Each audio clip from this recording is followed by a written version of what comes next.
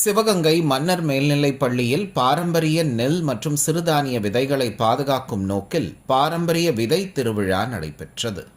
இதில் மாணவர்கள், ஆசிரியர்கள் மற்றும் இயற்கை வேளாண் ஆர்வலர்கள் ஆர்வமுடன் பங்கேற்றனர்.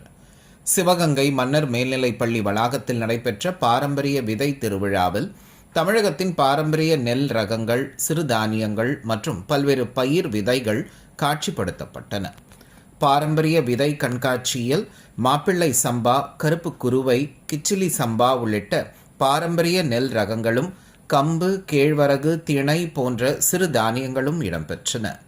ஒவ்வொரு விதையின் மருத்துவ குணங்கள், சாகுபடி முறைகள் மற்றும் ஊட்டச்சத்து மதிப்புகள் குறித்த விளக்கங்களும் வழங்கப்பட்டன. மேலும் இயற்கை வேளாண்மை, விதை சேமிப்பு மற்றும் சுற்றுச்சூழல் பாதுகாப்பின் அவசியம் குறித்து நிபுணர்கள் மாணவர்களிடம் விழிப்புணர்வு ஏற்படுத்தினர். இந்த பாரம்பரிய தானியங்களில் இருந்து செய்யப்பட்ட உணவு வகைகளை பலரும் ஆர்வத்துடன் சுவைத்து மகிழ்ந்தனர்.